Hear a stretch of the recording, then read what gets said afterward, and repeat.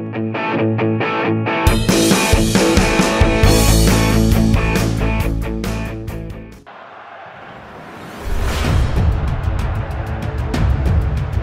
Indonesia menghadapi sejumlah kabar buruk jelang laga berat melawan Jepang dan Arab Saudi di putaran ketiga kualifikasi Piala Dunia 2026 zona Asia.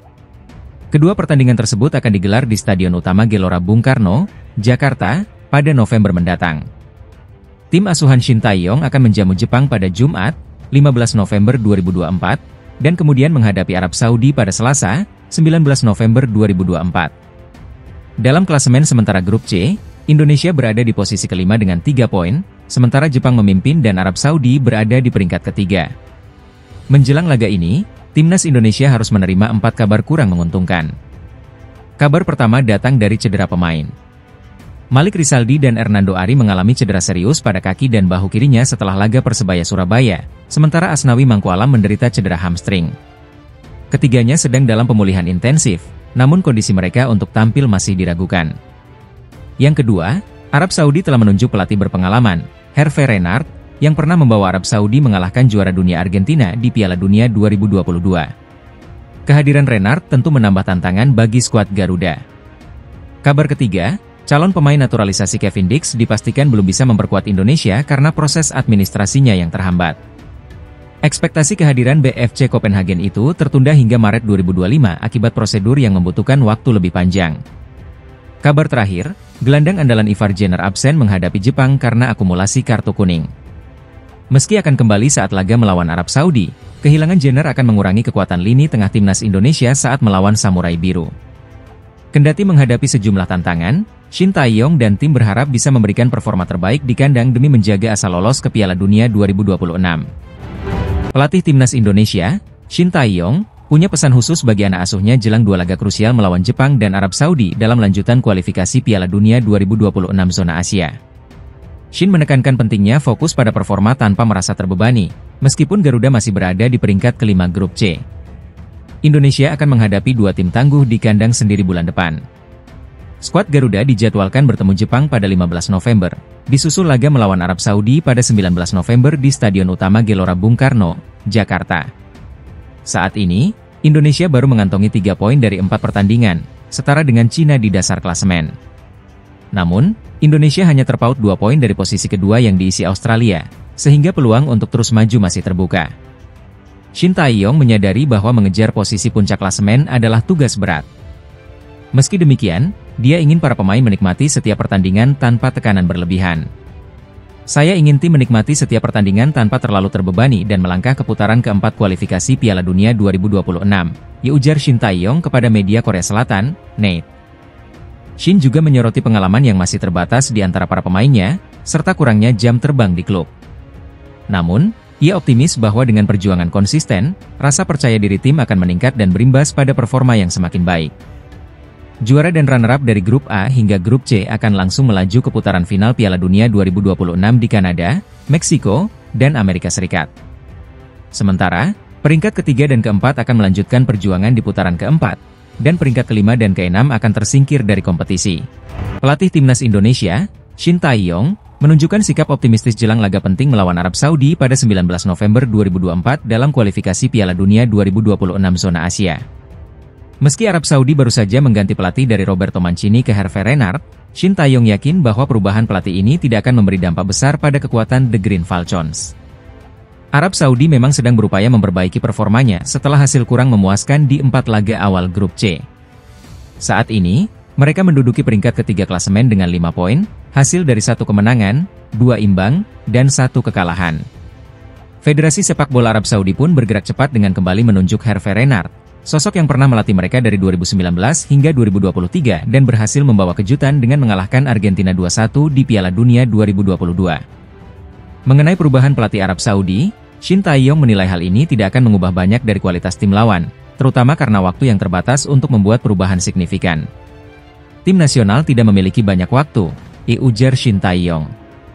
Tidak mudah untuk mengganti pemain hanya dengan mengganti pelatih.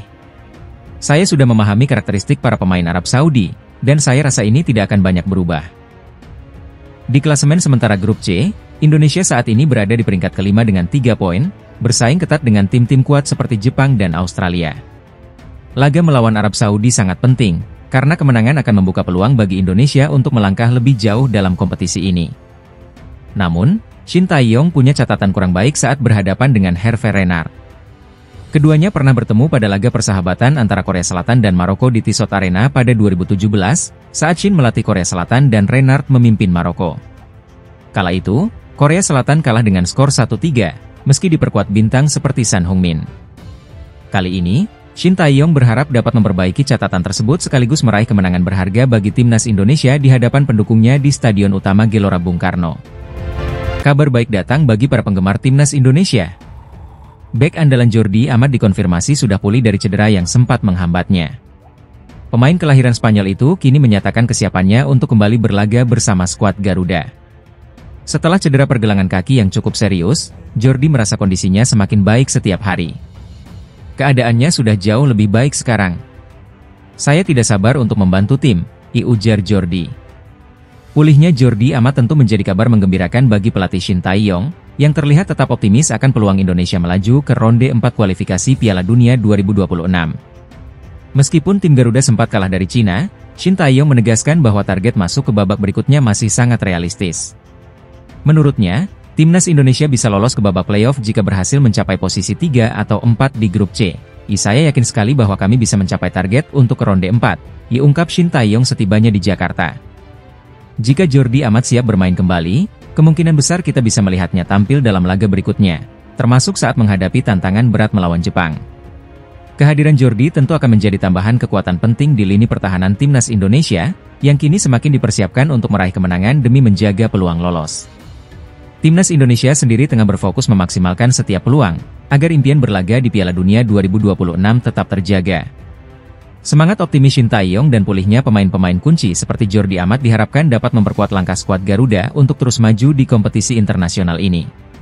PSSI masih menunggu kembalinya Shin Tae-yong dari Korea Selatan untuk menggelar persiapan menuju 2 laga penting timnas Indonesia di Jakarta pada bulan November mendatang.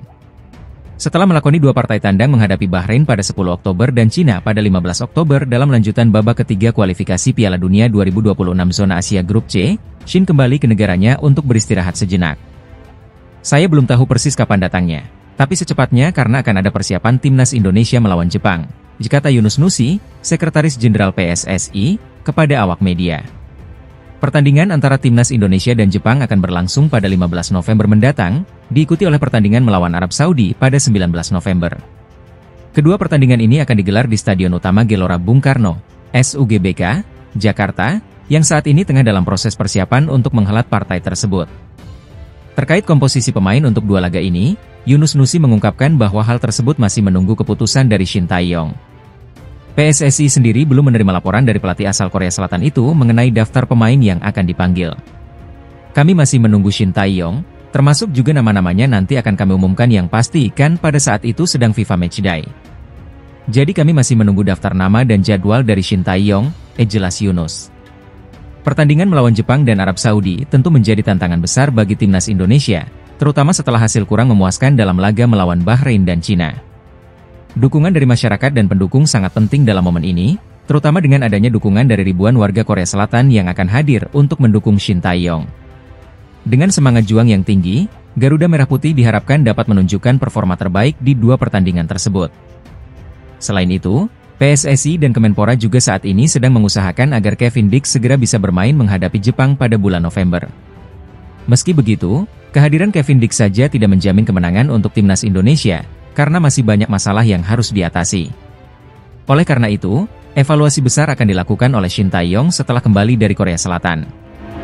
Arab Saudi secara resmi mengakhiri kontrak dengan pelatih Roberto Mancini di tengah perjuangan mereka di Grup C kualifikasi Piala Dunia 2026.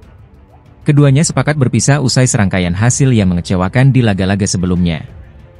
Mancini, yang memimpin timnas Arab Saudi sejak Agustus 2023, mengalami kesulitan membawa tim ke performa terbaik.